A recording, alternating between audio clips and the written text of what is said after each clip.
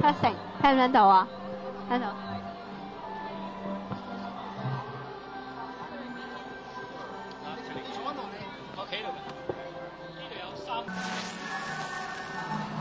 各位觀眾你哋好，我係文世昌。我而家呢個環境咧就係一個好嘈嘅環境嚇，係我哋農曆新年喺呢個 CNE 嘅慶祝我哋嘅猴年嘅一個環境。咁我哋今日咧就好高興咧請到一班年青人咧就嚟到同我哋一齊傾下關於呢個農曆新年啊，作為一個中國人嘅大日子咧，同埋咧喺呢啲即係環境長大嘅年青人，佢哋點樣睇自己咧？佢哋覺得自己係加拿大人啦，定係中國人啦，定係海外華人咧？咁今日我哋咧就同我哋而家一齊分享下呢個經驗。首先我話不同大家介紹下今日出席嘅幾位嘉賓。高偉英教授咧就係多倫多大學嘅教授。Nico 咧就係我哋呢個加拿大一個海外使團嘅突破嘅計劃。佢接觸嗰啲年青人，佢同嗰啲年青人咧就係即係差唔多生活一齊。咁今日咧佢哋大家分享下佢點同年青人睇呢個問題。咁啊，譚潤娣咧，大家都好認識咧，就係佢亦都有好多同呢啲即係族裔嘅背景嘅人咧，大家分享佢哋嘅經驗啊，同埋分析佢哋嘅即係一啲人嘅背景啊咁樣。今日我好高興佢哋同佢哋三位同我哋咧，大家分析下呢班年青人佢哋嘅經驗。Terry Wu 咧就係喺呢度出世嘅，喺呢度大嘅。同埋佢有本書叫做《香港仔定一粒波》，咁呢本書咧就好快咧成為一個即係主流社會嘅一個大嘅舞台製作，一個戲劇。今日我哋會好高興請佢嚟同我哋傾下關於佢自己喺呢個細嘅城市或者細嘅鄉咧，我哋叫埠仔一個華人長大嘅一個經歷。咁今日我哋亦都好希望咧能夠同大家喺唔同背景嘅年青人一齊分享。咁跟住咧就係呢份 Jasmine 雜誌咧，一位負責編輯嘅人咧係 Jack Green， 佢亦都同Terry 嘅經驗有呢個地方相似，就係佢呢度出世嘅。咁佢而家咧係一個好成功嘅女性啊！咁佢點樣克服呢啲咁嘅困難咧？咁樣我相信亦都可以同大家一齊分享下嘅。Jasmine 嗰個 Jack Green。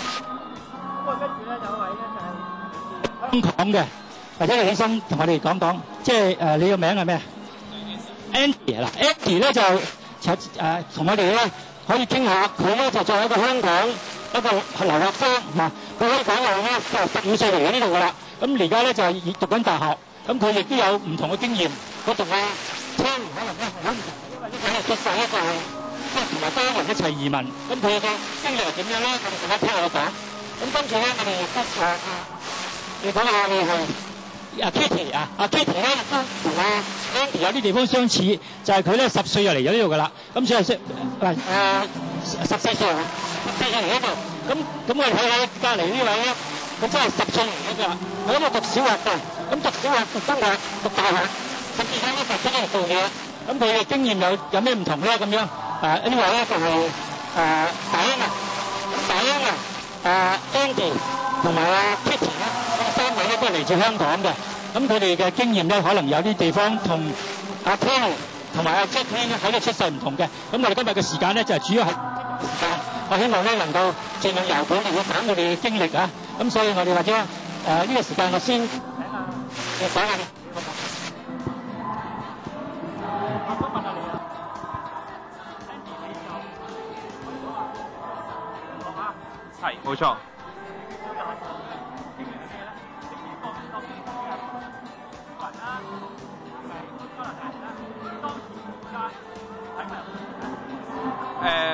其實我自己嚟咗 Toronto 就都8年㗎啦。咁但係如果你問我自己係一個 Chinese 一個 Canadian 咧，我覺得喺中間有少夾雜咯嚇，因為我好明顯我係一個黃皮膚嘅人啦。咁但係因為我都係香港過嚟啦，香港其實都係一個幾 multicultural 嘅城市嚟㗎。咁細個都會受到譬如英國啊或者好多西方社會嘅思想嘅塑造咁樣啦，咁所以我覺得我只係一半一半咁樣咯。你覺得自己係咪完全接受自己係一個加拿大人？我覺得我係都係一半一半，我覺得我都係偏向比較 Chinese 多啲嘅，係。咁嘅日子，你自己覺得你同埋你家人裏邊咧，係咪覺得同其他嘅即係人哋呢度同你有啲唔同？我比較 Chinese， 因為我屋企都有擺全盒啊，年揮春咁樣咯嚇。我都有㗎。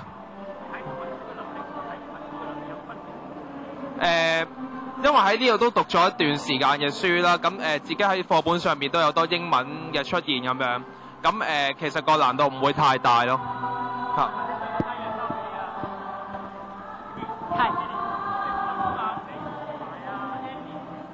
係差唔多時間嚟㗎。係啊，14歲，一半一半嘅。嗰陣時嘅學校嘅population 咧，就係一半咧就係中國人多，少部分先至係本土嘅好似係本土嘅白人，然之後有接大部分咧都係喺巴基斯坦嚟嘅移民嚟嘅。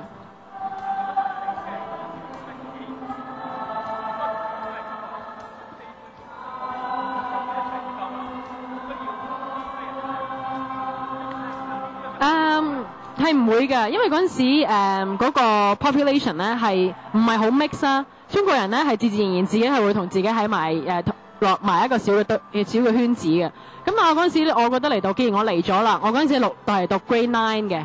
咁我覺得我應該咧係要喺呢度係學多啲英文。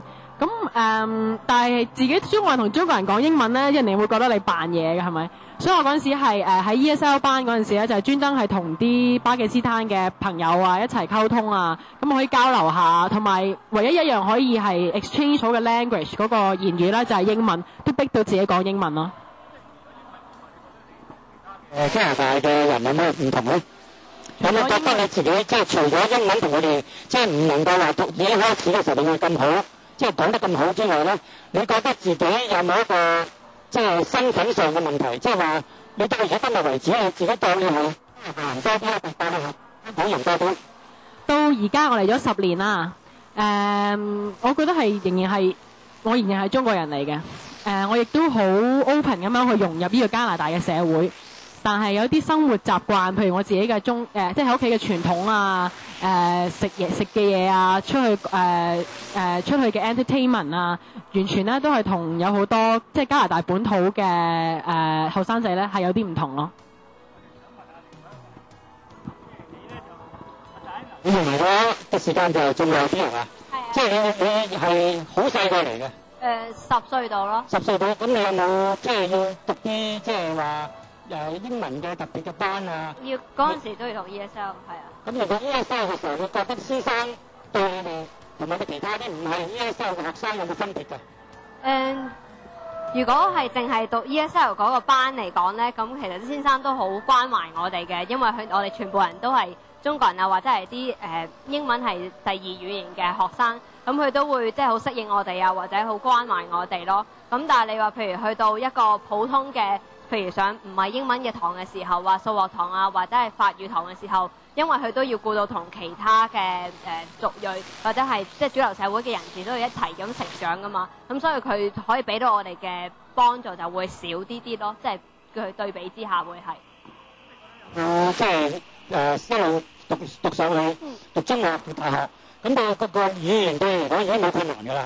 你同嗰啲加拿大嘅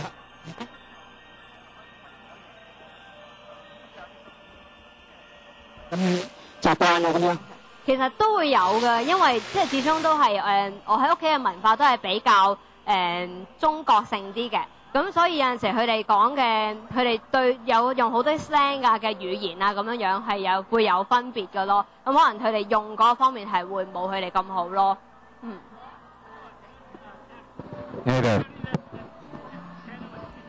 Okay. Can you introduce yourself as a banana boy? You have written a book called Banana Boy. Sure. What do you mean by banana boy? All right. Well, Chinese outside and Canadian inside, something like yellow inside and. Well, the term banana is slang. It's almost a derogatory slang for someone who's yellow on the outside, white on the inside. So someone who's born in Canada, but you're Asian on the outside, you're Chinese, right? And overall, you don't belong to either group. You're neither really Canadian nor are you Chinese. Belonging to neither? Yeah, right now I'm a writer. You are neither Chinese nor Canadian? Yeah, when I was younger, I had a lot of fairly negative experiences with my identity, a lot of experiences with racism, and from both sides, actually, from both the Chinese side and the Canadian side. So, Who are you? I'm nobody. I'm just, I think that's the main thing, right? You can't really identify yourself as Chinese or as Canadian or even Chinese Canadian. You're just yourself, you're who you are, you do what you do, and you like what you like.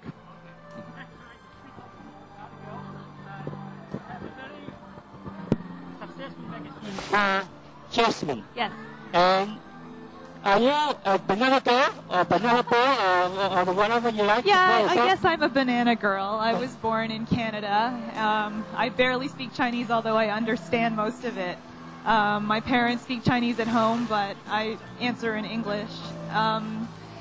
Jasmine is the first magazine for Asian Canadian women. It is all in English because I think a lot of people do read and speak in English. Yeah, can I ask you a few more questions? Sure. You say that you are born here. I was. And you are raised as a Chinese kid, or you are raised by your parents who speak neither English nor Chinese? They speak both. They speak both. Yeah. So you're fortunate in a sense, yeah? I guess. Yeah, because Terry's parents speak only Chinese. No, they speak both. Yeah. So you are already third generation or the second generation. Second generation, and you are the... I guess first, because my parents came over from Asia in the 70s. So I guess I'd be the first generation. So do you have some other experience shared by Terry? That he said that he has nobody, and what are you? You are somebody, yeah? You must be somebody, because it's not. It must be a very important sort of contribution for such a magazine, eh? Yeah, I think I try to take the best of both worlds. Yeah. So rather than being nobody, I guess I'm some of everybody. How can you be take the best of both worlds? In what way? Well, for a long time, I never hung out with Asian people. All my friends were not Asian. It wasn't really till I started working on Jasmine that I came into greater contact with a lot of other Asian women. So I wasn't really into the culture. I don't know much about Hong Kong or who's popular in Hong Kong culture and that sort of thing. So do you think that the reason why you do not hang around with Chinese or Asians, is it an asset or is it a baggage? I wish I had hung out with more Asians when I was in high school. I feel like I missed out on a lot of relationships that I could have had much earlier in my life. I went to a high school that was very multicultural, and I didn't choose my friends based on whether they were Asian or not, but I feel like I should have known more Asians than I did. So you always regard yourself a Canadian, 100% Canadian? 100% Canadian, without any hindrance at all by your visible face? Well, I have no problem with the label Asian Canadian. I think it encompasses everything. So you are very positive. And Terry, you are more negative, yeah?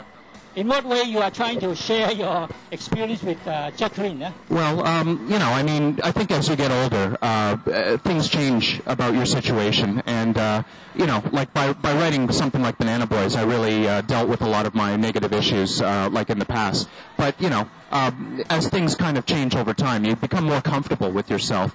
And even though I consider myself neither Chinese or Canadian, it's not exactly right to say you're nobody.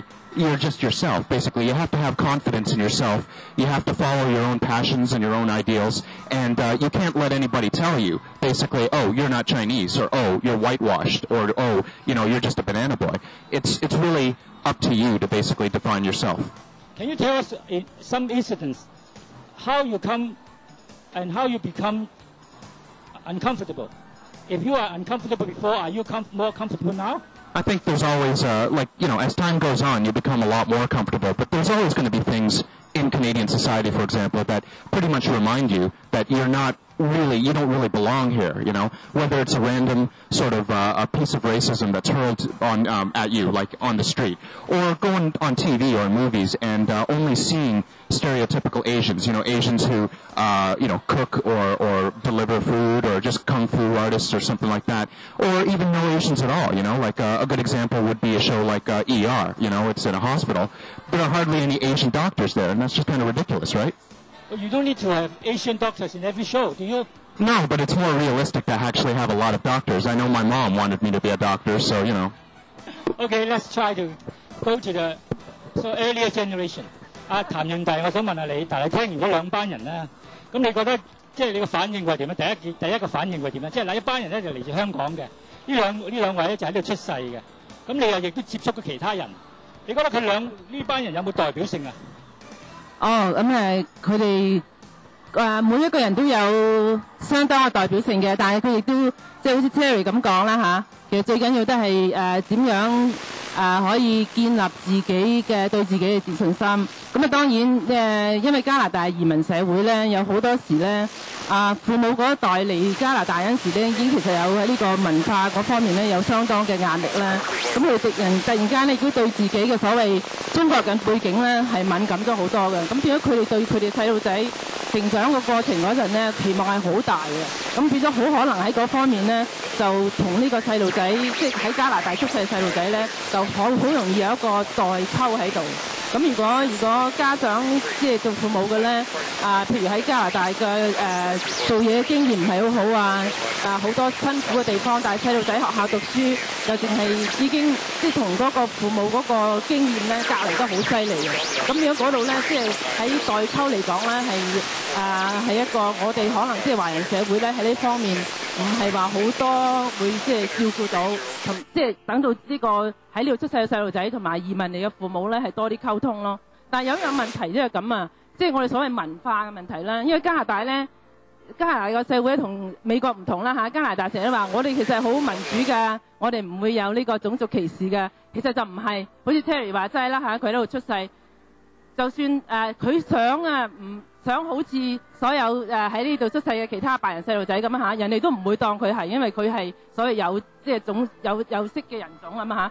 咁即係話咧，其實喺呢度出世嘅加拿大人華人都好啦，其實應該喺咧種族歧視嗰度都要加啲功夫落去睇一睇，唔係話表面化啦。表面化過都話係啊，我哋冇種族歧視㗎，我哋唔係好似美國咁樣嘅。其實就唔係，譬如學校又好啦，你做嘢嘅地方都好啦，種族係一個好大嘅問題嚟嘅。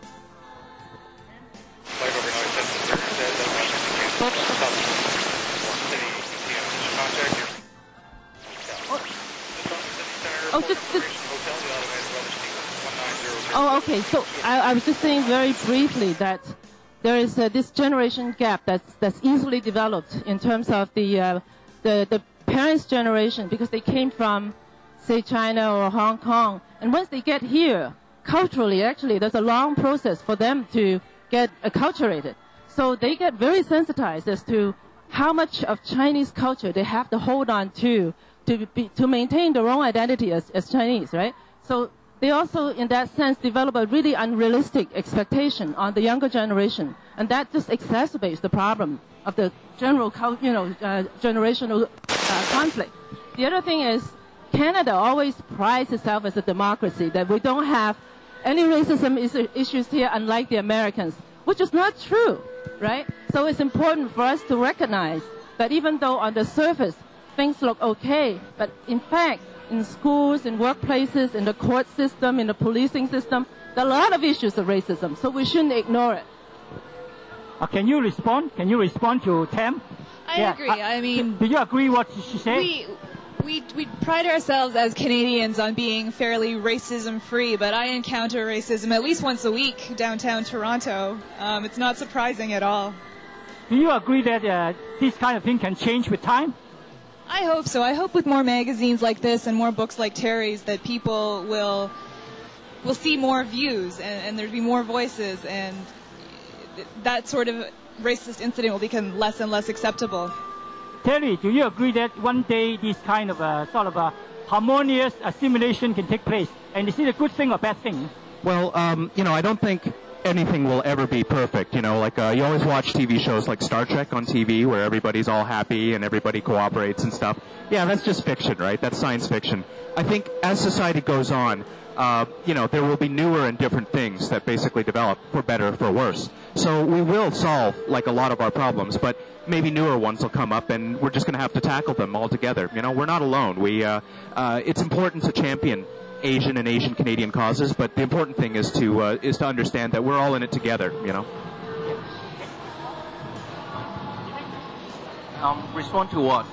Oh, I see. I guess what they are saying and also what the other three youths are saying, I think have addressed a quite interesting issue, because I guess the 1.5 generation, we usually call those who came here in their early life, and or the immigrants, of course, they don't have much the identity issues, and in the literature always suggested that how they can use the community resources to help them to achieve socioeconomically. So that is, I guess, is kind of reflect from what they said, how they use the community resources to help them to integrate and to achieve.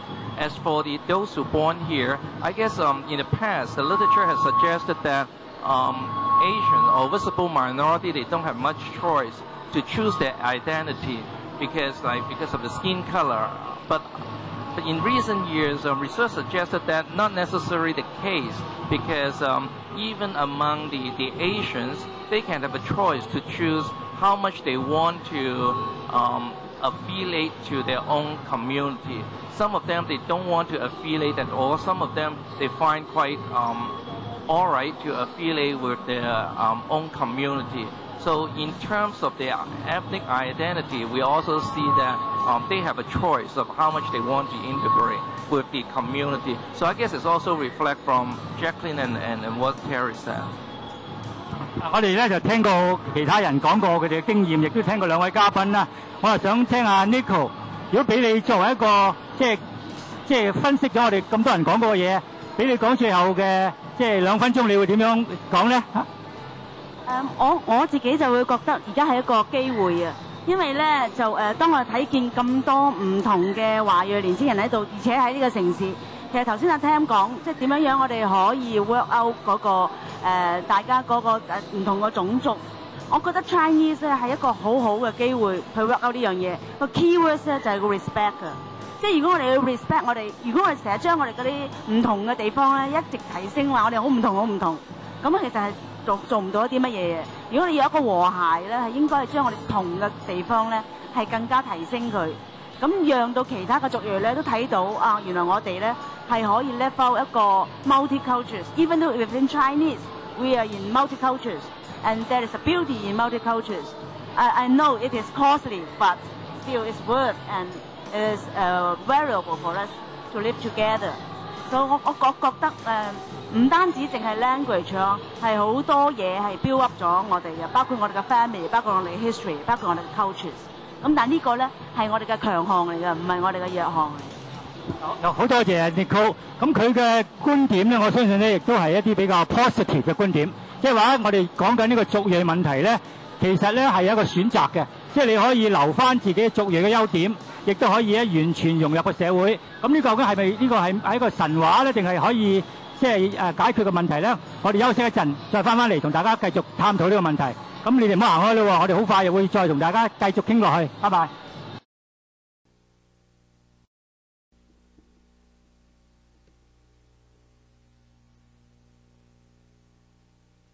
我哋喺呢個休息之前咧，就同大家一齊傾緊一個中國人好關心嘅問題，就係啲海外嘅華人，尤其是佢哋年輕嘅一代喺呢度成長嗰代咧，佢哋嗰個身份問題，究竟佢哋係當自己係中國人啦，係海外華人啦，定係加拿大人咧？佢哋有冇一個即係呢個兩種唔同文化喺中間做夾心人呢種咁嘅困難咧？咁我哋或者可以繼續同大家探討。It's a very interesting observation since we start our conversation. I think every one of us are bilingual and bicultural in a way. Maybe Terry does not agree. We are not bicultural, but we are bilingual at least. So we can, if you feel comfortable, we can continue our discussion in English or Chinese, if you like. So we can start English, talking please. about our experiences. Whether you start as a Chinese born here, or you start as an immigrant from Hong Kong or elsewhere. Do you have any difference in perception, experience, and your final sort of critical analysis of your own identity? I can start with Terry again now. You told me that you grew up as a banana boy. That's right. In a small town. Yep. Where you don't have too many Chinese. Not at all. Yeah. what does it mean? What does it mean when you grow up in a place where you have very few Chinese, so that you are not aware that you are different from anybody until you come to Toronto, until you come to a big city where you have so many Chinese. Do you find any difference between the two situations? Oh, a massive difference. I mean, where I grew up, it was really interesting because I did run into a lot of racism. I got beat up in the schoolyard quite often. It's really strange, though, because I had friends who grew up maybe 15 minutes away from me, and they didn't seem to run into any problems at all, So I guess it was kind of the luck of the draw. When you're younger, too, you don't really understand what happens, It's like, why are they teasing me? I wish I wasn't Chinese, stuff like that. And then you get a lot older because you're influenced ultimately by your experiences when you're younger, and that shapes your view in life and your politics and stuff like that.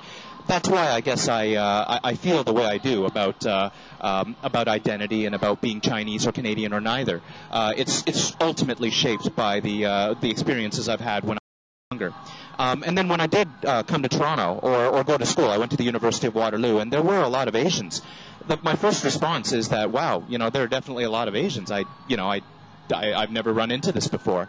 But, as time kind of went on, I realized that everybody has their own story and everybody has their own experiences, and we're all just people. And it's really important to basically reach out and understand other people, just like you want people to reach out and understand you, so we can move forward, I guess, in this world. How unique is your experience? How unique is your own experience? Are they universal among you Banana Boys? I think on one level, everybody's experience is unique. No, everybody is unique, right? Everybody has their own set of experiences and context from which they basically navigate through life. On the other hand, there are a lot of people who share very common sort of type experiences. I guess that's one of the reasons why I wrote Banana Boys. I wanted to put something out there to tell other bananas, other people in my situation, look, you're not alone, like there are people like you. You may think that you're alone. You may think that you're the only Chinese person out there in a sea of white faces, but it's not true. There are other people like you and with experiences similar to yours, and and we understand. What about those people who come from Hong Kong, for example? If they set up their families here and they have new children born, are they Banana Boys? I think they're Banana Boys in a certain way. I think it's different in the sense that I guess it's difficult to kind of get together because you're all hanging out in your own groups. And I remember when I was in high school or university, a lot of people from Hong Kong, I just couldn't really relate to them because they weren't, some of them made fun of me because I couldn't speak Cantonese and that sort of thing. But as soon as you move on, you start meeting a lot more new friends, and a lot of my friends are from Hong Kong right now, and you start understanding that they have their own experiences, and we're all in this together, basically. We are all Asian in Canada, and we all share the same experiences. I tell you one experience before you respond. I have a son who was born in Hong Kong, educated in Hong Kong for his primary school, and then he went to England for about 5 years as a secondary school student and came here before he get into university in one of the schools here. They find that the Zhuxing, those people who do not speak Chinese, they gather together, and those from Hong Kong together in another place in the cafeteria, and those Caucasian they just gather around in different places. Is this possible even now? It's almost natural to gravitate towards people who are similar to you, who speak the same language and like the same things. But it's important because, we're not in a vacuum. We all exist among other people. And I think it's pretty much up to us to reach out and touch other people and find out about things and teach other people, things about yourself. I just actually want to talk about, it's not, this whole banana phenomenon is not just a Chinese-Canadian phenomenon. For the black community, for instance, they also have Canadian-born blacks they call Oreo cookies. And then for the native community, it's Macintosh, right?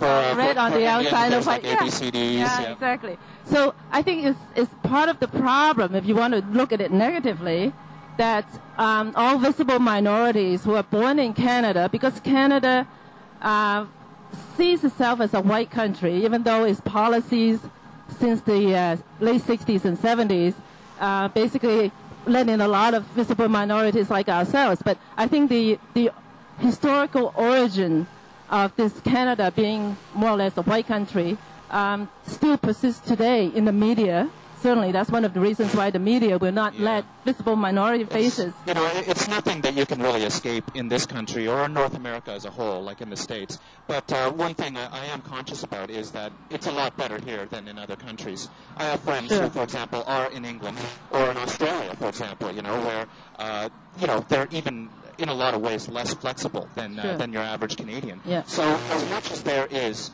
a lot of things in this country that needs to be changed, we do have to be grateful that we are in one of the best countries in the world as far as people accepting other cultures. Tim, can I ask you, as a parent, you have a kid raised here? Yeah, I have two daughters who were born here. Yeah.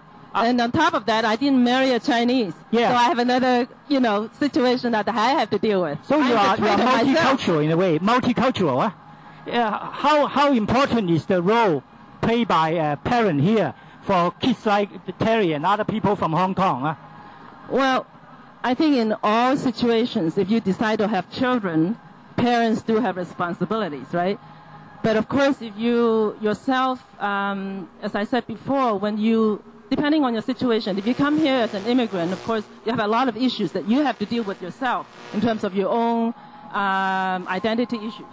So because I think there's a misconception that only Canadian-born Chinese have that issue. I think that actually all immigrants have that issue. Because I remember when I first came in 1970, at that time, Canada only recognized China, communist China at the time. So in a party, when somebody asked me where I was from, I said from Hong Kong. I was told, no, you're not Chinese. So because for that person, only people from China were considered Chinese. And then Hong Kong itself, Hong Kong was a colony, and we were supposed to be totally westernized because we went to colonial, we underwent a colonial education system. So I was very conscious that I wasn't considered the real Chinese myself. So I actually had a bit of a shock when I first came. So I always like to tell my friends who came later, a lot of my high school friends came in the 80s when there were a lot of Chinese who came from Hong Kong. I think for them, of course, there were so many issues to deal with, the jobs, in terms of, the kids growing up, going to school and all that. I think a lot of times they just didn't even have the time or the attention to kind of reflect on what kind of difficulty they went through themselves. And that makes the situation very difficult. I think you're absolutely right in the sense that everybody who does happen to be an immigrant in this country does have their own issues. And, things do change. I mean, I've noticed that younger Asians, younger bananas who are born here, like 20-somethings, there are obviously a lot more of them, and, I see them hanging out with each other and laughing and living and loving and stuff like that, and I really envy them. I'm really quite jealous because, I wish I had my own banana group to grow up with. But, they have a lot more resources, basically, to tap on to be a lot more comfortable. And it's the same sort of thing, like I see a lot of groups of Hong Kong Chinese, for example, looking at other Chinese groups, like Taiwanese or people from Red China. And, they're feeling like a lot of the things that I felt before. There's a larger wave and a newer wave of people with a bigger voice and, that sort of thing. Like I said, everything changes. Okay. I know that Jacqueline and Terry, you are both born here. So you don't have the problem of cultural identity here. I disagree. Sorry, I disagree with that. I think I struggled also. I didn't feel like I was part of the Asian community, and yet everyone at school saw me as that Chinese girl. So I look Asian, but I don't really know much about Asian culture, and I felt like I didn't really belong in other places. I think that the main difference between you and the other teenagers or young men, the only big difference is you think in English. You use English in your medium, and you talk in English without any sort of any hindrance at all. Right. But they may have them. So that's the main difference. Do you think so? Or you are just 100% English, and at the same time you are assimilated together with the core values of the society. So when you go out to work, you work with different people. Yes. And you don't have any problem at all with a visible yellow face. No, I've spoken and written and listened in English my whole life. I did go to Chinese school for 8 years, but none of it stuck. So do you have an urge to learn some Chinese now? If someone taught me Cantonese, I would learn. But I'll teach you Cantonese. You teach me English, okay? Okay. Okay, let me try to the other three young men and young women. Do you think in Chinese now, or you think in English? Or you dream in English, or your dream boy is in English? I still think in Chinese values, but when I express, I can use both Chinese and English. I guess that is one of the opportunity and the advantage that we have that I'm precious on. So do you think that as a person working in Toronto now, your language ability, more than just English, is an asset or sometimes even as a disadvantage? Oh, it's definitely an asset, especially when we have so many Chinese immigrants coming either from Hong Kong, Taiwan, or many different places. Actually, having Chinese language is one of the assets that they're looking for on your resume. Okay, let's try Kitty. Yeah. Do you think in English or you think in Chinese now, or you are both? Huh? A little bit of both. Yeah. In what way?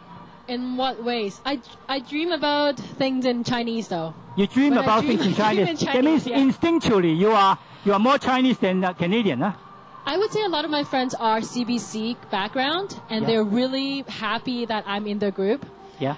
It's kind of in between. I'm caught in between because my FOBI friends, which means the ones from Hong Kong would think that, hey, you're more of a CBCN than us, because when I go to karaoke, I don't drink like them. I sing Cantonese songs, but I sing old Cantonese songs. I don't follow the trend. But when I go to the CBC crowd, they would think that I'm more of a Hong Kong pop culture side.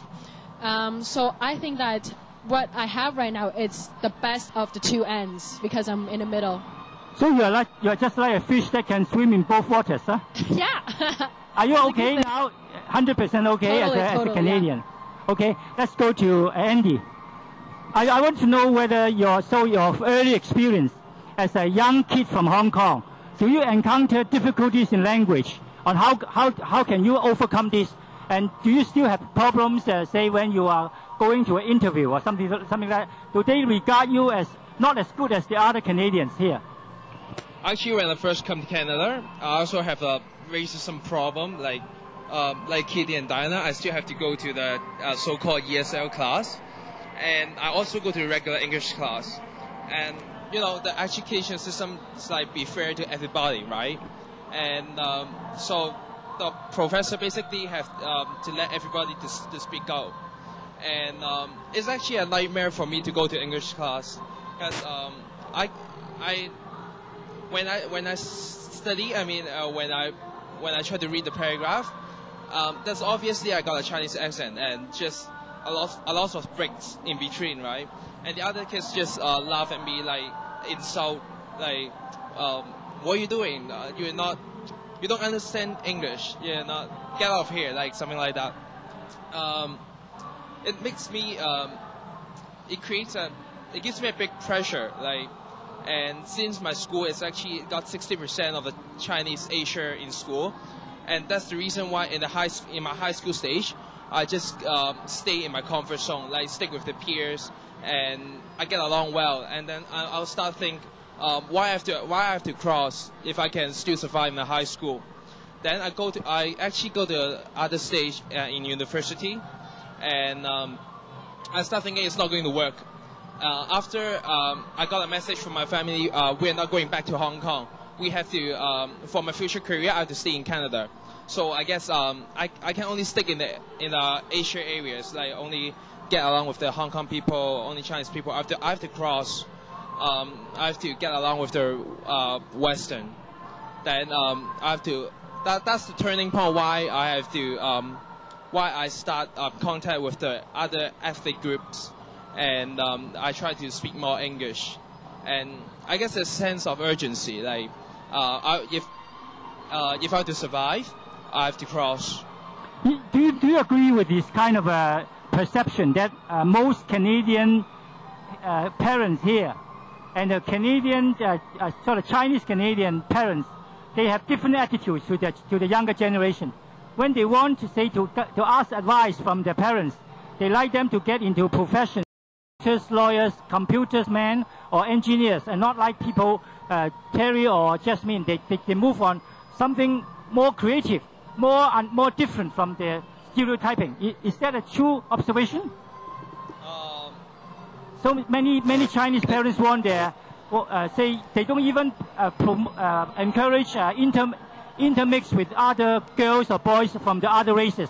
They want, for example, can you tell me whether your parents want you to marry a Chinese girl or a? Actually, not in my situation, because my parents give me a wide range of freedom. Like I can choose whatever I like. So I'm not actually on the art and graphic design field. But for my friends, I got so much ideas generated, and their families, they still prefer they are being a doctor, an engineer, architecture. Like that's I think the parents they believe that's a guaranteed success. Guaranteed success. Guaranteed success in all countries, not only in Canada. But this is typical, even in Hong Kong. Right. So it doesn't matter whether you're in Canada or in Chinese or in America. Right. This is universal. Yeah, they think again that's a guarantee. Like they can have a better future. Like they don't have to worry about that. Okay, thank you, Nicole. You have come across many different variety of Chinese when you're in your day-to-day encounter with them. Can you summarize some of the different observations you can? I enjoy very much the discussions just right now, and I think we need to go out of certain kinds of stereotypes, especially with stereotypes. How the expectations of our parents and young people, actually they know what to do now. They want to go out of that. And I think no matter they're born here or they're new immigrants, actually they are new generations. They have their own role. They have to walk together. So I think a community of younger generations is needed so that they can share their dreams. It is okay, no matter they speak or they think in a Chinese way or in an English way, in a Western way. No, it is okay, no matter they dream in Cantonese speaking or in English speaking. But at least they know how to communicate, and at least they want to have a better mixtures and better communications in different cultures.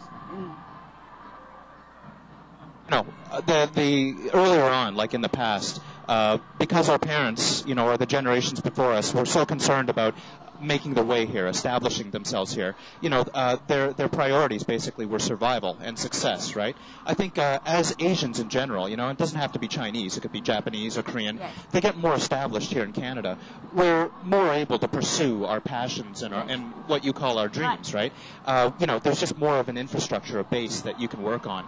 I guess that's another reason why I really envy younger Asians as well, because I see so many of them and I meet so many of them, and they start off writing or in art, or some are even dancers or athletes and stuff like that, and I guess it's just a lot easier. At the same time, I have to acknowledge the generations that came before me, basically to lay the foundations. You're right. In basically making sure that we're able to have a firm foothold in this society to basically do our own thing. Right, and also I think that from what everyone discussed, it sounds that identity is a very complex issue. It's not something that how we define it, how we come to understand it. But I guess it's involved a lot of factors that may affect the formation of our identity, and it's also related to what we experienced in the past. And I think what they discussed definitely show that.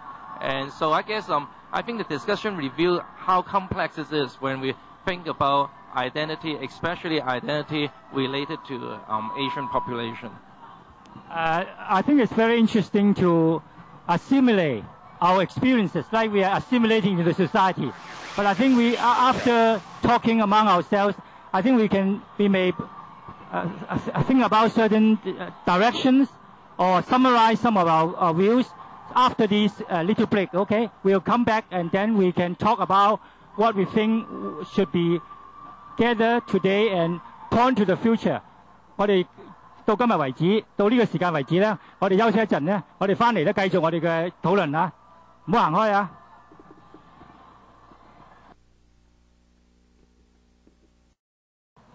歡迎繼續收睇多倫多網上電視。今日我哋嘅話題咧就係我哋作為喺呢度華人咧，究竟我哋呢個咁嘅身份咧係中國人啦、華人啦、香港人啦，定係加拿大人咧？咁有好多人咧就對呢個問題咧好有興趣嘅。但係呢個問題究竟係咪一個問題咧？我哋聽咗大家即係分析咗兩節之後咧，我哋希望能呢個問題開始。咁we're now switching to the English channel. After 2 sessions, we want to come to certain conclusion, if that can be concluded. Am I Chinese or am I Canadian? And we can start with this and then come to a certain sort of a tentative conclusion, whether it's meaningful to continue discussion like this. Now we can start with Terry, I think. Okay? All right. Well, you know, I think ultimately it really is very meaningful, basically, to find your role in society. You know, that's what identity is all about. Trying to find your role in society and being comfortable with within your own skin. Now, you know, I mean, I really appreciate it when people think about being Chinese and Canadian in a very positive sense, like Kitty, for example, you know, or Diana, you know, who says that being able to speak Chinese and English is an advantage, and that's great. You have to be positive about this sort of thing. Well, in Canada, if you are bilingual, it's always a better chance for you to get into certain places.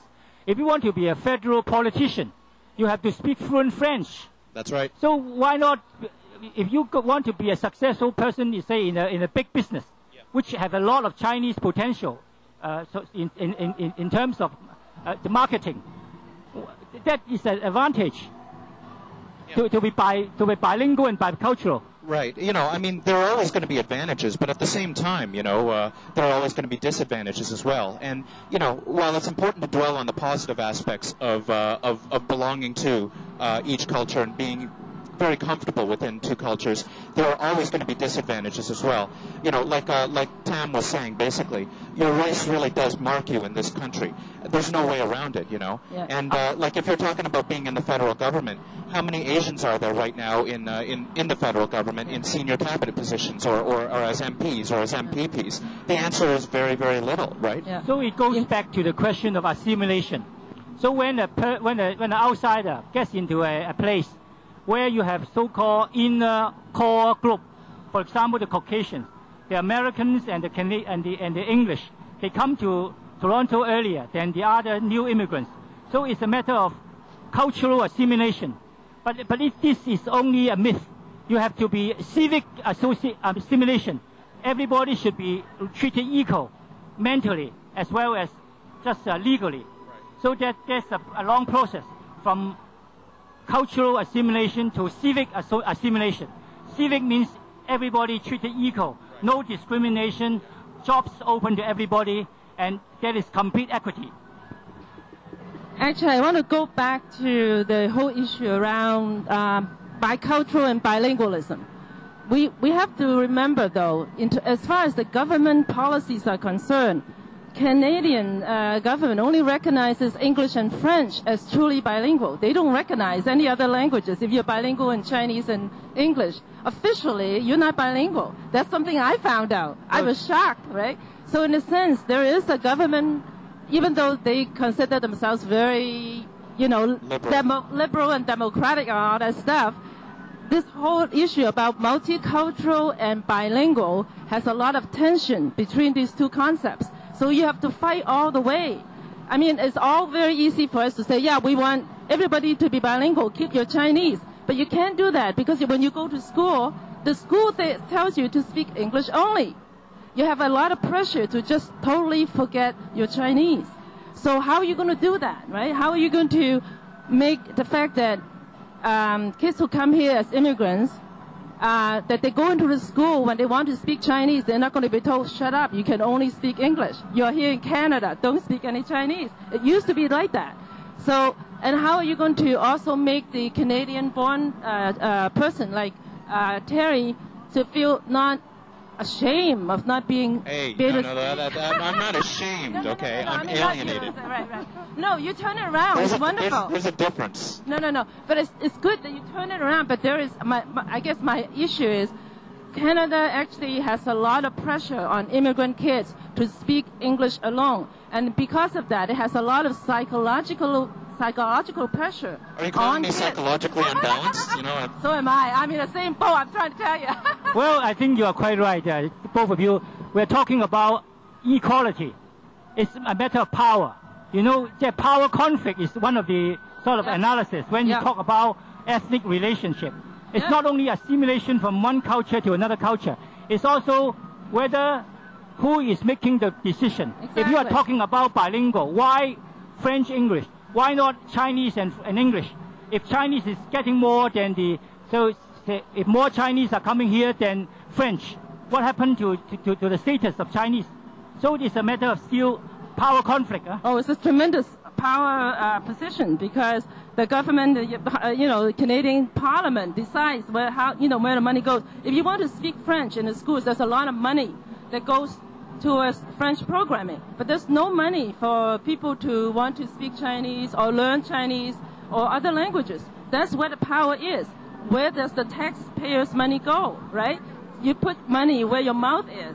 So when Trudeau established the bilingual system and say that all federal employees have to speak French, that's where all the French programming money goes to. And those are the pressures on. You're supposed to speak French, not other languages. Same thing with what's called assimilation. Assimilation is a loaded word. I think I want to ask Diana, if you have more resources to have the Chinese here to be equal with the English-speaking people, are you willing to give more resources to, say, more resources in helping the young kids getting better chance to speak English as equal as other people, or you want to get more power so that Chinese can be one day become one of the official language? I won't, because I do accept the fact that we're in Canada, where English is the primary language. So it is very critical that we learn English the best as we can to go along with our lives. But I mean, for my own experience, I will definitely encourage them to speak Cantonese as well, or speak Mandarin as well, because this is exactly where the world is leading right now. I mean, I'm more a business mind where the whole target right now is going to that way. So even though you're not learning the Chinese, but actually learning the culture itself definitely help us as well. This is what my point is. And having in Canada, having in Toronto, where we are allowing multiculturalism is the best place. It's the heaven for us to actually to have this mindset, to develop our skills. Is multiculturalism only a buzzword? Is multiculturalism only lip service? Or really you come across different cultures are treated equally now? Of course, we're still having culturalism as one of the problems. I mean, not Canadian as well, but I mean Hindus or Indians, they are expecting the same thing as well. But I guess living in Canada, we have to go along. We have to show them we're working very hard and to build, I mean, getting ourselves into a community, not fighting for whether Chinese can be official language. I think this is not the point. I think for every Chinese to actually go in the community to serve, to build it up is the main thing. Okay. Kitty, are you happy with your situation now, or you think the situation can be improved? Are you happy with the situation now, or can the situation be improved? Say, for example, if there is any cultural barrier, how can we get over the cultural barrier? It depends on the person, because there's always a majority of people who just want to be in the comfort zone, as Andy was saying. They don't want to change. They just come here. They want to be in this Chinatown. I have a lot of friends who just refuse to learn English because they thought that in one day I'll just go back to Hong Kong anyway. I don't need to even embrace whatever culture that is in Canada. there is, of course, another majority, a majority of group who would like to be a Canadian but never get accepted because language barrier, lifestyle differences, any other things. These are the things that we have to take little steps. Am I happy with the situation right now? I think it's fine as it is, but of course there are room for improvement a lot of times. But it takes a step for each one of us to move on in order for the whole community to expand. Can you give us some examples that you say that some students here, they don't regard their long-term career in Canada and they want to go back to Hong Kong and they don't think that learning sort of a perfect English is their target. How much is this kind of percentage? It seems to be a very it's a dangerous idea. Yeah. I don't think I can speak on behalf of everyone because the people that I know are half and half, like CBC and the ones that are from Hong Kong as well. I would say a small majority of people, they would try their best effort to learn in English. However, if you go to Highway 7, if you go to downtown, you don't need to speak in English to survive in Toronto. So that's not a barrier, but it's a fact that they don't need to speak English to survive. And they live just as well. What I mean is it goes both ways as well. A lot of my CBC friends are more interested in Chinese culture. I think the Dragon Boat Festival or like Canadian exhibition plays for Chinese New Year, occasions like this, it's a lot of their chances to get out and learn more about the Chinese culture, their roots. And I think these are the things that Toronto, the mainstream Toronto culture is trying to embrace Chinese as well. So it goes both ways. You think that the Canadians are embracing Chinese? In what way they are embracing Chinese? Yeah, not only Chinese. There are Japanese, Korean, a lot of them as well. They are embracing Chinese money, yeah? They're not embracing Chinese as a cultural identity. Always a political side, financial side, yeah. Yeah. Okay, let's go to Andy. Yeah, Andy, many people think that when they come to Canada, they want to settle down in Canada. And how come that, as Kitty said, some of your friends, they want to go back to Hong Kong and they don't think that Canada is the place they can put down roots? Is this a good thing or bad thing? Huh? If you come to a place, you have to assimilate, to learn their language, to have identity with the society and to have identity with the values of Canada, like freedom, like democracy. But people say they come from China. Are they going back to China one day? It really depends. Like if they're willing to cross, if they think they can survive in Canada, I think they will stay because we obviously have a better living in Canada, I guess, in terms of environmental and all the government benefits and stuff. But it really depends on the person. Like again, if they still think they cross, they just stick in their comfort zone. I guess they'll go back to China or maybe Hong Kong. And there's another factor that then maybe their family cannot get along. I mean, cannot fit, their living style cannot fit to the Canadian living style. So their whole family just go back, and if they want to stick with their family, they just go. I mean. So do you have an identity problem now? Are you 100% Canadian, or you're treating yourself as a bicultural person, or you just take it as I'm just an international person? As I said before, I think I'm half and half, and my personal opinion, not only stick with the Chinese culture or only stick with the Canadian will survive in the future. I think in our generation we are kind of searching something in between. We are merging two culture together, and I guess we are generating something new for the future. I couldn't say the term like Chinese Canadian or whatsoever, but we are Chinese Canadian. It's going to be something. We cannot deny the fact that we are Chinese Canadian. It's going to be something for the term of that culture. I mean, it's not only Chinese and Canadian. Maybe we are generating the other culture stuff. Because I think everything is going to be globalized. Like, let's say internet. We can't deny the European culture as well. We're sort of influenced by their art, by like Da Vinci and other people. So not only Chinese culture, I think it's generating everything together. So I want Jacqueline, you respond. Can we regard ourselves as a global person? Can we have multiple identities? Multiple identity in the sense that I am a Canadian Chinese or Chinese Canadian. Well, I am a Canadian. I am also a global person. I belong to the internet. I belong to the whole world. Is it possible to get across this kind of confusion? I think actually with the growth of the internet and the fact that most young people get most of their information online, you get your information from everywhere in the world. I don't think in the future country boundaries won't matter as much. I think we're already sharing a global culture of music and entertainment and art, and I think that influence will only grow.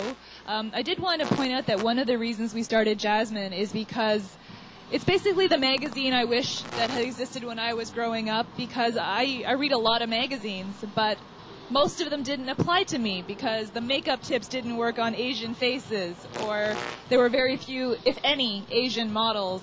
And one of the reasons I believe in Jasmine is that it celebrates and represents Asians in a way that I don't think any other magazine has done in Canada before. I would have been so happy to see an Asian model in a teen magazine when I was 15, you know? And I think that it has the potential to help a lot of Canadian-born Chinese feel appreciative of their culture and their appearance, all the things that were missing when I was younger. So the same can apply to Banana Boy. Yeah. Because when, say, Terry, you have a successful book, once you launch it, and then more people can write about their own experience. I think literature is just about their own experience. It depends on whether how good or how well the book is written. Yeah. And once this is accepted by the mainstream, say you get a market, then more people can be Amy Tan. Amy Tan is a gold mine. Yeah. She's definitely a gold mine. Not that good, but a gold mine anyways. But, just like Jacqueline, when I was 15, I would have loved to see a book about people like me, about the experiences like me. And, I think that's a really important point. If you don't see anything out there that meets your needs or that you really like, do it. Do it yourself. It's your responsibility. Nobody else is going to do it for you. So, if you don't like the music out there, if you don't like what you're seeing on TV or in movies and stuff like that, there are no Asian faces, or if they are, they're all stereotypical. It's pretty much up to us to take it personally and to go out there and just do it for ourselves. Yeah. Nicole, you hear people mention the word boundary, and you are working to break down the barrier. Make people cross the boundary. How successful can it be done? Yes, I think we are now here, the young people especially, that actually we have the access to think globally and act locally. If we work out this, many boundaries can be taken out, because we have a wider sense of looking the world now.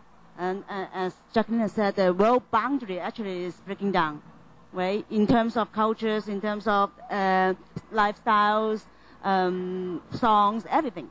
So if the young people here, if we come together, I think forums, literatures, things like this, if we have more space to talk, to share our ideas through writings, through a forum like this, it is helpful. And it helps a lot to break down the... What about to cross the barrier between generations? Now we regard ourselves as Lou Bang, the old pine, and these are the young people. Can we just cross the boundary between the generations? I'm sorry to say, I think parents have to change. Parents have to change in what way? Because, especially for the first immigrations, as first generations. And most of the parents said that one of their choice to come to this country is I do the best for our child, but from the bottom of the heart, what is the best for our next generations is the questions that our parents have to answer.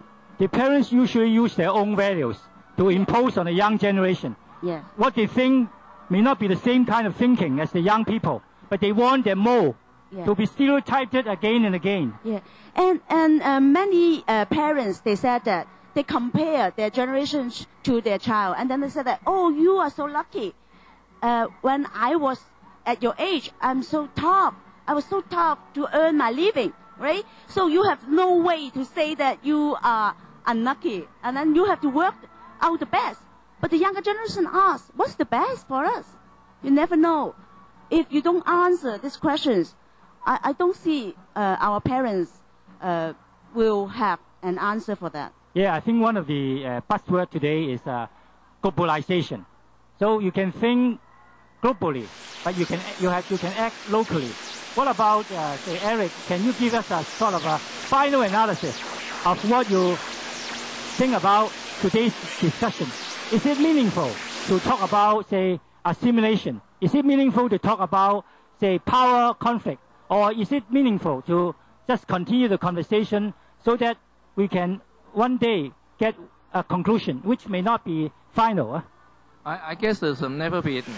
It's almost impossible to reach a conclusion, and I think that actually today we have raised a lot of very good points. Just only 2 points I would like to make. The first one is when we always talk about assimilation, integration. In fact, in recent research has told us that immigrants not necessarily integrate, or we not necessarily experience the so-called the zero-sum relationship. That is, we further integrate and we give up our own ethnic identity. We find that there is something called a transnational relationship. That is, we can integrate into the wider society. At the same time, we maintain a close contact with our ethnic community. And in fact, sometimes the ethnic members are able to use the ethnic resources to help them in the process. So ethnic resources may not necessarily be perceived as negative. And the second point I would like to make is when I listen to that discussion, it's quite interesting because they always raise the issue that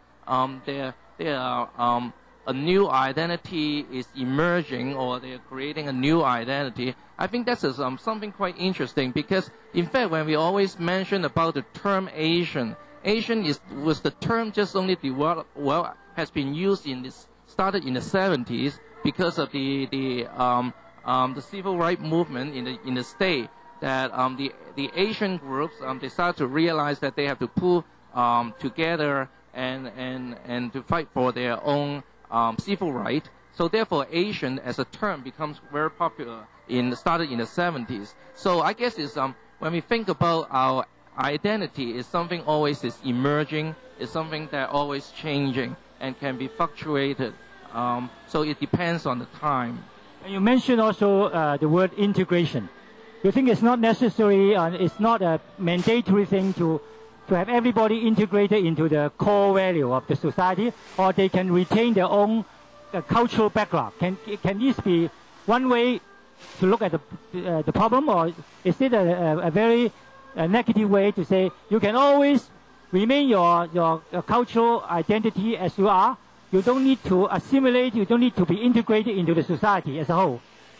No, I guess you still think in a framework of assimilation, because I guess it's nowadays when we think about the new immigrants or the new generation, the way they behave in the society, not necessarily fully integrate. They integrate. Well, I would say that they fully integrate into the society, but at the same time, they also fully maintain their social network within the ethnic community. So what I'm trying to say here is that we see a much more complex situation.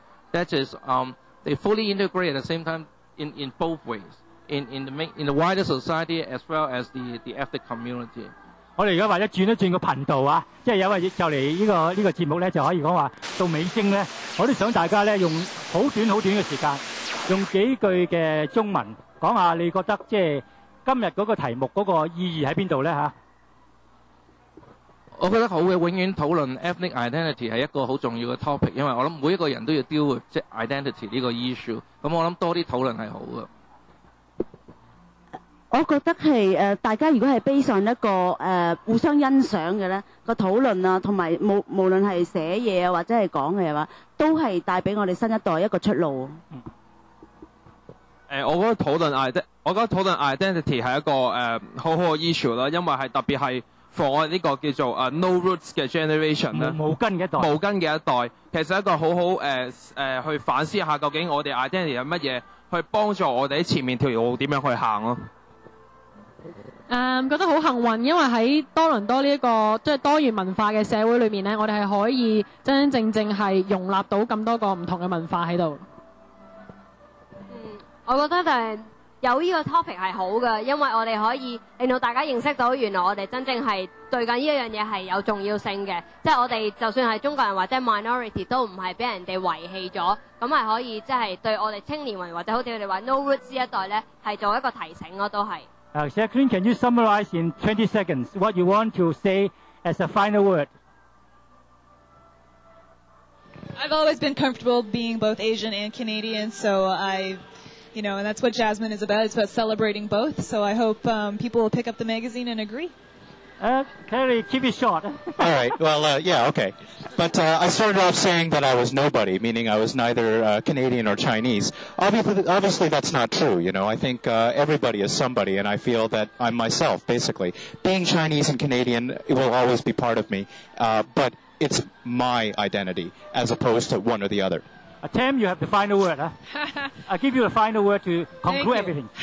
No, I think today's forum is wonderful because we have, Jacqueline and Terry who were born here, and then Diane, Kitty, the others who came here as a young child, and then you and me and Eric are the kind of the immigrant generation. I think we should have more forums where, even amongst ourselves, it is a multi-generational discussion. It's great. I think as she's saying is right because there's a lot of things that our generation has to change too, not just them.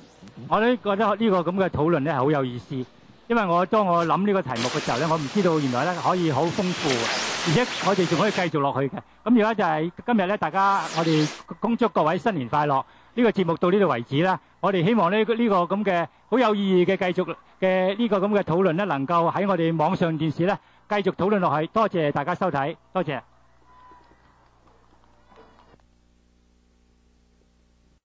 發財，新年進步，同埋萬事如意啦！恭祝大家身體健康，後年行個好運。我祝大家後年進步，個個都生生猛猛。Happy New Year！ 恭喜發財，身體健康，事事如意。Happy New Year and don't spend all your lacy in one place。身體健康，其實真係後年快樂，萬事如意，同埋咧老一代啊壽比南山，細個咧快高長大。